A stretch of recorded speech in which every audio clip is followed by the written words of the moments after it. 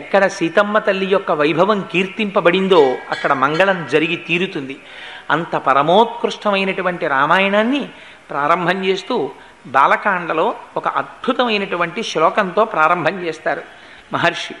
ఆయన అంటారు, తపస్వాధ్యాయ నిరతం తపస్వీ వాగ్విదాంవరం నారదం పరిపప్రచ్చర్ వాల్మీకిర్మునిపుంగవం. అందులో అంటారు, తపస్వాధ్యాయ నిరతం రామాయణం ప్రారంభమవుతోంది. ప్రారంభమవుతూ అందులో అంటారు, ఒకరు వేరొకరిని ప్రశ్న వెయ్యవలసినటువంటి సమయం ఆసన్నమైంది. ఎవరు ఎవరిని ప్రశ్న వెయ్యాలి అంటే వాల్మీకి మహర్షి నారద మహర్షిని ప్రశ్న వెయ్యాలి. ఎవరిని ఎవరు ఎంత అందంగా ఇచ్చారో చూడండి. ఆ ఇవ్వడం తపస్వాధ్యాయ నిరతం తపస్వీ వాగ్విదాంవరం నారదం పరిపప్రచ్చర్ వాల్మీకిర్ మునిపుంగవం. నారద మహర్షిని ఉద్దేశించి పరిప్రశ్న వెయ్యడానికి సిద్ధపడుతున్నారట ఎవరు? వాల్మీకి. అసలు ఆ వాల్మీకి అనేటటువంటి మాటే చాలా ఆశ్చర్యకరమైనటువంటి పేరు. ఎందుచేత అంటే మనకి వాల్మీకి మహర్షి గురించి లోకంలో అనేకమైనటువంటి కథలు ఉన్నాయి.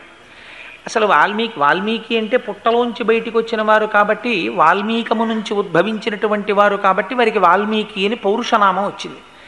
అసలు వాల్మీకి మహర్షి యొక్క జీవిత వృత్తాంతం ఏమిటి? అసలు ఈ వాల్మీకి ఎవరు? ఈ ప్రశ్న స్కాంద పురాణంలో వేశారు. స్కాంద పురాణంలో వ్యాస భగవానుడు సనత్కుమారుణ్ణి అడిగాడు, వాల్మీకి ఎవరు? ఆది కావ్యమైనటువంటి రామాయణాన్ని రచించగలిగినటువంటి సమర్థత వాల్మీకి మహర్షికి ఎక్కడి నుంచి వచ్చింది, ఎందువల్ల వచ్చింది, నాకు చెప్పవలసింది అని అడిగితే సనత్కుమారుడు చెప్పాడు ఆ రోజున. వాల్మీకి మహర్షి యొక్క అంశ చాలా ఆశ్చర్యకరమైంది. ఎందుచేత అంటే పూర్వం సుమతి కౌశికి అనబడేటటువంటి ఇద్దరు దంపతులు ఉండేవారు. ఆ దంపతులకు అగ్నిశర్మ అనబడేటటువంటి కుమారుడు జన్మించాడు. కానీ ఆ అగ్నిశర్మకి బాల్యంలో తండ్రి గారు వేదాన్ని పఠింపచేస్తే తగినంతగా అబ్బలేదు. సరే, అలాగే తండ్రి గారు కష్టపడి వేదం నేర్పుతున్నారు, ఆ అగ్నిశర్మ ఆ వేదాన్ని నేర్చుకుంటున్నాడు. సాధారణంగా బ్రాహ్మణులు ఆ రోజులలో ఒకరిచ్చేటటువంటి దానము చేత ధర్మము చేత జీవనం చేసేవారు. అది కూడా ఎంతో అవసరం పడితేనే దానం పట్టేవారు, లేకపోతే దానం పట్టేవారు కాదు. అటువంటి స్థితిలో ఆ రాజ్యమంతా క్షామం వచ్చింది. అసలే క్షామంతో అలమటించిపోతున్నటువంటి రాజ్యంలో దాన ధర్మాలు ఎక్కడి నుంచి జరుగుతాయి? అందుకని దాన ధర్మములు లుప్తమైపోతున్నాయని అగ్నిశర్మ తన భార్యని తల్లిదండ్రులైనటువంటి సుమతి కౌశికిని తీసుకుని అరణ్యంలోకి ప్రవేశించి అక్కడ ఒక వటకుటీరాన్ని నిర్మించుకొని అక్కడ దొరికినటువంటి కందమూలాలు తేనె మొదలైనవి తెచ్చుకుని జీవనం గడుపుతున్నాడు. కానీ వేదం తగినంతగా నేర్చుకున్నవాడు కాకపోవడం చేత, సాత్వికమైనటువంటి ప్రవృత్తి లోపించడం చేత ఆ అరణ్యంలో తిరిగేటటువంటి దారి దొంగలతో స్నేహం కుదిరింది. వారితో స్నేహం చేశాడు. వచ్చిపోయేటటువంటి వారిని అందరినీ వేధించి వారి దగ్గర ఉన్నటువంటి సొమ్ముని అపహరించడానికి అలవాటు పడ్డాడు. ఆయన ఒకనాడు అదృష్టం, అటుగా మహర్షులు వెళ్ళిపోతున్నారు. వెళ్ళిపోతుంటే ఆ మహర్షుల దగ్గరికి వచ్చి, వాళ్ళ దగ్గర ఏముంటాయి మహర్షుల దగ్గర? వాళ్ళు కట్టుకున్నటువంటి వస్త్రాలు, చేతిలో ఉన్నటువంటి బ్రహ్మదండం, కమండలం అవి ఉన్నాయి. దొంగవాడికి ఏది దొరికినా లాభమే కదా, అదేం కష్టపడి సంపాదించాలి కనుకనా. అందుకని మీ దగ్గర ఉన్నటువంటి ఈ వల్కములు, ఆ బ్రహ్మదండము మొదలైనటువంటివన్నీ కింద పెట్టండి, లేకపోతే మీ ప్రాణాలు తీసేస్తానన్నాడు. అంటే అత్రి మహర్షి అన్నారు, ఏమయ్యా దేనికోసం ఇంత కష్టపడి ఇతరుల యొక్క ప్రాణములను కూడా తీసి నువ్వు ఈ సంపాదన ఇలా సంపాదిస్తున్నావు అని అడిగారు. ఆయన అన్నాడు, నా పొట్ట పోసుకోవడానికి, నన్ను నమ్ముకున్నటువంటి నా భార్యా బిడ్డలు తల్లిదండ్రుల యొక్క పొట్ట పోషించడానికి అన్నాడు. నీ పొట్ట పోసుకోవడానికి, నీ వారి పొట్ట పోసుకోవడానికి ఇంతకన్నా వేరొక వృత్తి నీకు దొరకలేదా? ఇంత కష్టపడి సంపాదిస్తున్నావే, ఇన్ని పాపములు మూట కట్టుకుంటున్నావే, ఇన్ని పాపములు మూట కట్టుకొని నువ్వు సంపాదించినటువంటి ధనంలో దాని వలన సంపాదించినటువంటి సామాగ్రితో జీవనం గడుపుకుంటున్నటువంటి నీవారని నీవనుకుంటున్న వారు నీ పాపములో ఎంత ఫలితాన్ని తాము కూడా వాటా తీసుకోవడానికి సిద్ధంగా ఉన్నారో వెళ్ళి అడిగిరా అన్నారు. ఈ మాట ఏదో కొంచెం ఆలోచించవలసిందిగా అనిపించి సరే మీరు ఇక్కడే ఉండండి, వెళ్ళిపోకండి, నేను మళ్ళీ వస్తానన్నాడు. వాళ్ళు ఎందుకు వెళ్ళిపోతారు? ఋషులు. మేము ఇక్కడే ఉంటాం, వెళ్ళిరమ్మన్నారు. వెళ్ళి అడిగాడు, తల్లిని అడిగాడు, తండ్రిని అడిగాడు, భార్యని అడిగాడు, బిడ్డలను అడిగాడు. వాళ్ళు అన్నారు, పోషించడం నీ కర్తవ్యం, నువ్వు పోషిస్తున్నావు. ఎలా తెచ్చావు, ఎక్కడి నుంచి తెచ్చావు మాకు అనవసరం. నువ్వు తెచ్చావు, మేము అనుభవిస్తాం. నువ్వు ఎలా తెచ్చావన్న దానికి ఫలితాన్ని నువ్వు అనుభవిస్తావు, అందులో వాటా మేమేం పుచ్చుకోమన్నారు. చాలా బాధ కలిగింది. ఇన్నాళ్ళు ఇన్ని తప్పు పనులు చేశాను, ఇప్పుడు ఈ ఫలితం పుచ్చుకునేవాడు ఎవరూ లేరు, నేనే అనుభవించాలి ఈ ఫలితాన్ని. ఈ మాట చాలా క్లేశంగా అనిపించింది. ఇప్పుడు ఎవరు నన్ను రక్షిస్తారనుకున్నాడు. చేసినటువంటి పాపములు నివృత్తి కావాలి. అది ఆ సమయంలో ఆయనకున్న కోరిక రామాయణం రాయడం కాదు. ఆయన ఇంత పాపం నేను మూట కట్టేసుకున్నాను, దీన్ని వాటా వేసుకునేవాడు లేడు, కాబట్టి ఈ పాపం నాకు ఎలా పోతుంది, ఈ బెంగ పట్టుకుంది. పరుగు పరుగున మళ్ళీ ఋషుల దగ్గరికి వచ్చాడు. ఋషుల దగ్గరికి వస్తే వచ్చి పశ్చాత్తాపంతో కన్నీరు కార్చి నా పాపములు పోయేటటువంటి మార్గాన్ని ఉపదేశం చేయమని అడిగాడు. అడిగితే ఋషులు అన్నారు, అత్రి మహర్షి వంక తిరిగి, ఆధ్యాత్మిక ఆదిభౌతిక ఆదిదైవికం అనేటటువంటి తాపములకు అతీతమై త్రిగుణాతీతుడవై ఉండేటటువంటి వాడివి కదా మహానుభావ, నీ మాటల వల్ల కదా ఇంత మారేడు ఒక దారి దొంగగా ఉన్న బ్రాహ్మణుడు, అందుచేత నువ్వే వారికి ఏదైనా ఉపదేశం చెయ్యవలసింది అన్నారు. స్కంద పురాణంలో చెప్పిన విషయం వాల్మీకి మహర్షికి లేదా అగ్నిశర్మకి ఆ రోజున అత్రి మహర్షి ఏ నామమును ఉపదేశము చేయలేదు, కేవలము ఒక ధ్యానమును మాత్రమే ఇచ్చారు. నువ్వు అంతర్ముఖుడవై జ్ఞానమును పొందవలసింది, ధ్యానము చేయవలసింది అని చెప్పారు. ఆయన ధ్యానమునందు నిమగ్నుడయ్యాడు. ఈ మాట చాలా మీరు జాగ్రత్తగా గుర్తుపెట్టుకోవాలి. బాహ్య ప్రపంచంలో ఉండేటటువంటి విషయముల పట్ల అనురక్తి కలిగితే ఇంద్రియాలు విచ్చలవిడిగా తిరుగుతాయి. ఎప్పుడైతే ఇంద్రియాలు వెనక్కి తిరిగి ఒక లక్ష్యం మీద ఏకోన్ముఖమైపోయాయో అప్పుడు ధ్యాన నిమగ్నుడై ఉండిపోయాడు. ఋషులు వెళ్ళిపోయారు. 13 సంవత్సరాలు అయిపోయిన తర్వాత ఋషులు అదే బాటలో తిరిగి వస్తున్నారు.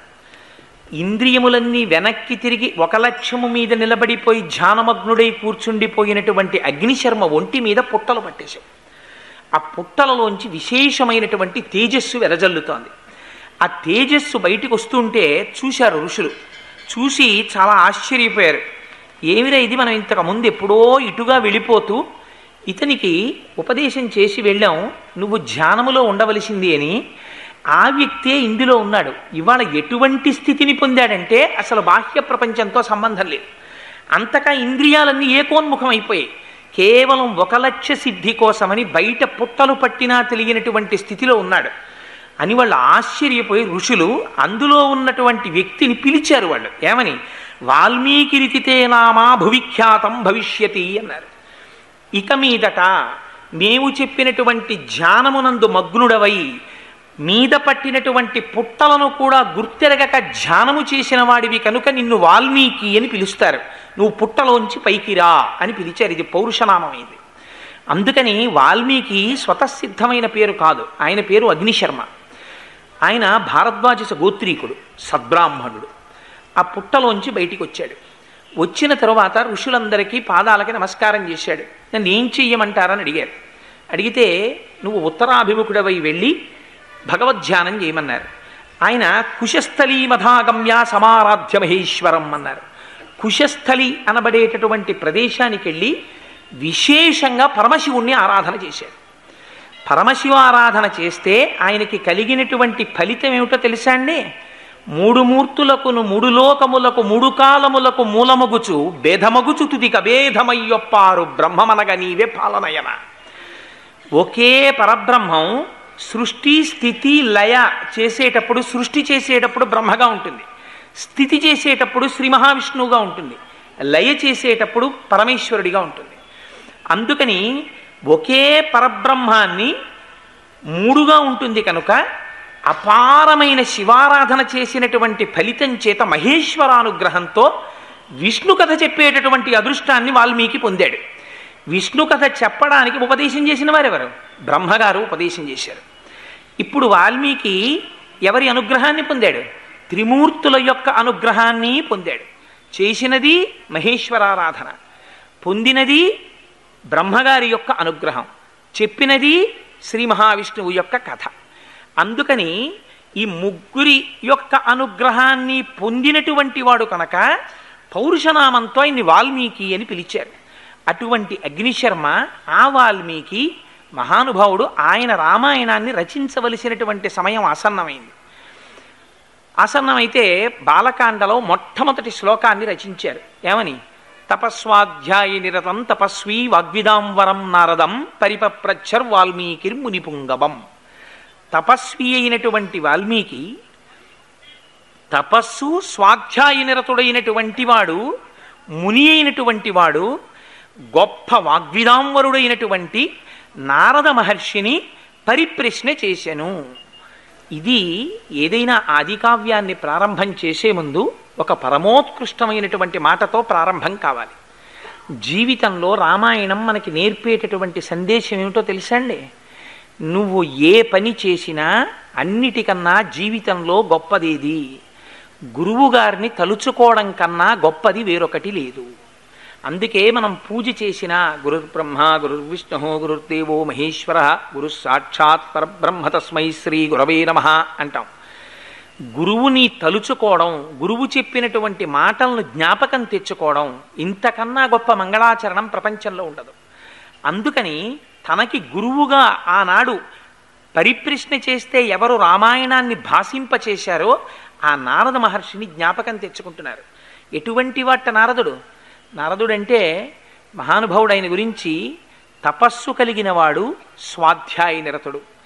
తపస్సు అంటే కృచ్ఛ చాంద్రాయణాది వ్రతములను ఆచరించి నిత్య నైమిత్తిక కర్మలను సక్రమంగా అనుష్ఠానం చేస్తూ ఈ శరీరమునకు ఉండేటటువంటి జ్ఞానేంద్రియ కర్మేంద్రియ సంఘాతము విషయ ప్రపంచం వైపుకి తిరగకుండా వాటిని వెనక్కి తిప్పి శరీరాన్ని జాగ్రత్తగా సాత్వికమైనటువంటి పదార్థము చేత మాత్రమే పోషించి ఆ ఇంద్రియములను భగవంతుడి వైపుకి తిప్పి నిరంతరము ఈశ్వరుడి గురించి తపించినటువంటి వాడెవరుంటాడో వాడు తపస్వి. అందుచేతనే అటువంటి తపస్సు చేత ఏమవుతుంది? వారు నిత్య నైమిత్తిక కర్మాచరణమునందు వైక్లభ్యమును పొందరు. నిత్య కర్మ అంటే మనం ఎట్టి పరిస్థితులలోనూ చెయ్యవలసినవి కొన్ని ఉంటాయి. అది మీరు ఏ కారణం చేత ఆపడానికి వీలు లేదు. సంధ్యావందనం ఉంటుంది. సంధ్యావందనాన్ని మీరు ఏ కారణం చేత ఆపడానికి వీల్లేదు. మీరు క్షేత్రానికి వెళ్ళారు, కూర్చుని సంధ్యావందనం చేసుకోవలసిందే. మీరు ప్రయాణంలో ఉన్నారు, సంధ్యావందనం చేయవలసిందే. ఎక్కడ ఉన్నా సంధ్యావందనం మాత్రం చెయ్యాలి. దీన్ని నిత్యకర్మ అంటారు. నైమిత్తిక కర్మ అని ఉంటుంది. నైమిత్తికము అంటే ఒక్కొక్క పర్వదినం వస్తుంది. ఇవాల్టి రోజున పరమోత్కృష్టమైనటువంటి రోజు, గురువారంతో కూడుకున్నటువంటి పుష్యమాసంలో వచ్చినటువంటి ఏకాదశి దినం. ఇది చాలా గొప్ప రోజు. అందుకనే ఈరోజు రామచంద్రమూర్తి రామాయణాన్ని ప్రారంభింపజేశారు. సరే, అలా నైమిత్తికము అంటే కొన్ని ప్రత్యేకమైనటువంటి రోజులలో చేయవలసినటువంటి ప్రత్యేకమైన కర్మలకి నైమిత్తిక కర్మలని పేరు. నిత్య నైమిత్తిక కర్మలను రెండిటినీ చేస్తూ నిరంతరం భగవంతుడి గురించినటువంటి ఆలోచన చేస్తూ కృచ్ఛ్రాంద్రాయణాది వ్రతములను ఆచరిస్తూ ఎవరు ఉంటారో అటువంటి వారిలో సత్వగుణం, గొప్ప శుద్ధ సత్వము ఆవిర్భవిస్తుంది. ఆ సత్వగుణం దేనికి ప్రాతిపదిక అవుతుంది? వేదాధ్యయనమునకు ప్రాతిపదిక అవుతుంది. అటువంటి వాడు వేదాధ్యయనం చేస్తాడు. ఆ వేదం ఒకనాడు ఎందుకు పనికొస్తుంది? బాహ్యంలో యజ్ఞయాగాది క్రతువులను చేసి ఇహమునందు పొందవలసినటువంటి సమస్త సౌఖ్యములను పొందడానికి వేదమే ఆధారం. కాదు, ఇతర లోకములలో పొందవలసినటువంటి ప్రయోజనాలకి వేదమే ఆధారం కాదు. ఇంకా వేదంలో మీరు జ్ఞానకాండలోకి వెళ్ళారనుకోండి, అసలు మళ్ళీ ఈ శరీరంతో పుట్టవలసినటువంటి అవసరం లేనటువంటి జ్ఞానాన్ని పొందడానికి కావలసినటువంటి సమస్త సంభారములు వేదము నుంచే మనకు వస్తాయి. అందుకని ఏమవుతుంది? నిత్య నైమిత్తిక కర్మాచరణము కలిగినటువంటి తపస్వి అయి స్వాధ్యాయ నిరతుడై, అది ఎప్పుడు? నిరంతరము, ఒకప్పుడు ఇంకొక నాడు కాదు. అది ఒక అలవాటుగా తాను చేయకుండా ఉండలేక నిరంతరము వేదమును మననం చేస్తూ, ఇది ముని అంటే మననము చేయువాడు. ఎందుకు మననం? మననము అంటే మనస్సు యొక్క ధర్మము. జ్ఞాపకం పెట్టుకోండి. మనస్సు ఏం చేస్తుంది?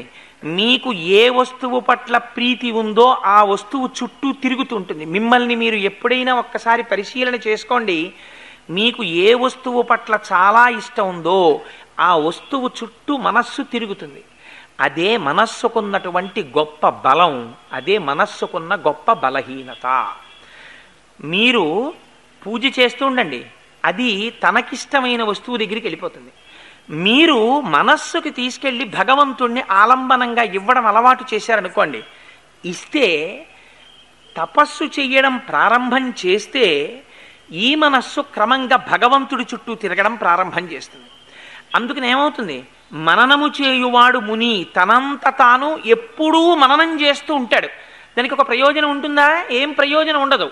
అలా మననం చేయకుండా ఉండలేడు. మనస్సు ప్రీతిపాత్రమైన వస్తువు చుట్టూ పరిభ్రమించినట్టు ఎప్పుడూ భగవంతుడి చుట్టూ మనస్సు తిరగగలిగినటువంటి స్థితిని పొందినటువంటి వాడై నిరంతర మననశీలుడై తపస్సు చేసి స్వాధ్యాయ నిరతుడై వీటన్నిటి చేత తాను పొందినటువంటి అనుభవం ఏదైతే ఉంటుందో, జ్ఞానం ఏదైతే ఉంటుందో, దాన్ని ఇతరులకి బోధ చేసేటప్పుడు అరటిపండు ఒలిచి నోట్లో పెట్టినంత సులువుగా అవతల వారిలో ఉండేటటువంటి అజ్ఞానమును దహించి జ్ఞానమును అందించగలిగినటువంటి వాగ్వైభవం ఎవరికి ఉంటుందో అటువంటి వాడు జ్ఞానమును ఇయ్యగలిగినటువంటి వాడు. వాడెవరు? సాక్షాత్తు గురువు. గుకారస్యంధకారస్యాత్ రుకారస్తన్నిరోధకృత్ అంధకార వినాశిత్వాత్ గురురిత్యభిధీయతే. ఎవరు అంధకారాన్ని పోగొట్టి జ్ఞానం ఇస్తున్నాడో వాడే గురువు. అజ్ఞానం తీసేదొకడు, జ్ఞానం ఇచ్చేదొకడు ప్రపంచంలో ఉండడు. ఎందుకనంటే లైటు వేశామండి చీకటి పోయిందండి అనరు. లైటు ఉంటే చీకటి ఉండదు, చీకటి ఉంటే లైటు లేదు. జ్ఞాపకం పెట్టుకోండి. దీపం ఉన్నది, చీకటి ఉండదు. చీకటి ఉన్నది, దీపము పెట్టలేదు. ఒకటే నిజం. అంచేత అజ్ఞానము పోయినది, మళ్ళీ ఇంకా జ్ఞానం ఒకటి బోధ చేయడం ఏమి ఉండదు. అజ్ఞానం పోవడం అంటే జ్ఞానమే మిగులుతుంది. ఇంకా జ్ఞానము కలిగినది, అజ్ఞానము పోయినది. అందుకని ఏమవుతుంది, ఏ మహాపురుషుడి యొక్క దర్శనం చేత తనలో ఉండేటటువంటి అజ్ఞానము పటాపంచలైపోతుందో అటువంటి గురువుకి నారదుడని పేరు. అందుకని నారం దదాతి ఇది నారదః. ఎవరు జ్ఞానమును ఇస్తాడో ఆయన నారదుడు, ఎవరు అజ్ఞానమును ఖండిస్తాడో ఆయన నారదుడు. అటువంటి నారదుణ్ణి ప్రశ్న వేశారు ఎవరు? వాల్మీకి మహర్షి. అడగడానికి ఈయనకున్న అధికారం ఏమిటి? ముందు తన అధికారం చూసుకోవాలి. ఎప్పుడు పడితే అప్పుడు ఎవరిని పడితే వారిని ప్రశ్న వేయడానికి వీల్లేదు. ముందు తను కొంత అధికారాన్ని పొందాలి. ఆయన తపస్సు చేశాడు, వాల్మీకి అయ్యాడు. గతంలో పూర్వనామం అగ్నిశర్మ, ఇప్పుడు ఆయన నామం వాల్మీకి. ఎందుకని? కొన్ని సంవత్సరముల పాటు తపించాడు. ఇప్పుడు శిష్యుడిగా యోగ్యతని పొందాడు. ఇప్పుడు వెళ్ళి ఎటువంటి ప్రశ్న వేస్తున్నాడు? పరిప్రశ్నేన సేవయా. భగవద్గీతలో చెప్తారు, తద్విద్ధి ప్రణిపాతేన పరిప్రశ్నేన సేవయా. గురువుల దగ్గరికి వెళ్ళి ప్రశ్న వేసేటప్పుడు ఎలా పడితే అలా వెళ్ళి ప్రశ్న వేయడానికి వీల్లేదు. వారి దగ్గరికి వెళ్ళి ప్రణిపాతం చేసి భూమి మీద సాష్టాంగ నమస్కారం చేసి, అయ్యా నేను తెలుసుకోవడానికి అర్హత కలిగిన వాడను అని మీరు అనుకుంటే, మీరు నాకు కృప చెయ్యాలి అని అనుకుంటే, నాకు ఈ విషయంలో ఈ సందేహమును తీర్చవలసినది అని పరిప్రశ్న చెయ్యాలి. అందుకని పరిప్రశ్న చేస్తున్నాడు ఇవాళ వాల్మీకి మహర్షి. దేని గురించి అడుగుతున్నారు? అటువంటి నారద మహర్షి వస్తే ఇతర విషయాల గురించి ఎందుకు ప్రస్తావన చేస్తారు? దేని గురించి తెలుసుకోవాలో దాని గురించి అడుగుతున్నారు. దేని గురించి తెలుసుకుంటారు అటువంటి గురువు వచ్చినప్పుడు? పరబ్రహ్మమును గురించి ప్రశ్న చెయ్యాలి. ఒక గమ్మత్తైనటువంటి ప్రశ్నని ఇవాళ వాల్మీకి మహర్షి అడుగుతున్నారు నారదుణ్ణి. అందుకని వాగ్విదాంవరం. అడిగినటువంటి వాడు అడిగాడు, చెప్పగలిగినటువంటి వాడో గొప్ప సమర్థుడు. తన వాక్కుల చేత అడిగిన ప్రశ్నకి జవాబును చెప్పగలిగినటువంటి సమర్థుడైన వాడు కనుక, శిష్యుడిలో ఉన్నటువంటి సందేహాన్ని పటాపంచలు చేయగలిగినటువంటి వాగ్వైభవం ఉన్నవాడు కనుక, ఆనాడు నారద మహర్షిని వాల్మీకి మహర్షి ఒక ప్రశ్న వేశారు. కోన్వస్మిన్ సాంప్రదంలోకే గుణవాన్ కస్య వీర్యవాన్ ధర్మజ్ఞశ్చ కృతజ్ఞశ్చ సత్యవాక్యో దృఢవ్రతః చారిత్రేణ చ కోయుక్తః సర్వభూతేషు కోహితః విద్వాన్ కః కస్సమర్థశ్చ కస్యైక ప్రియదర్శనః ఆత్మవాన్ కో జితక్రోధో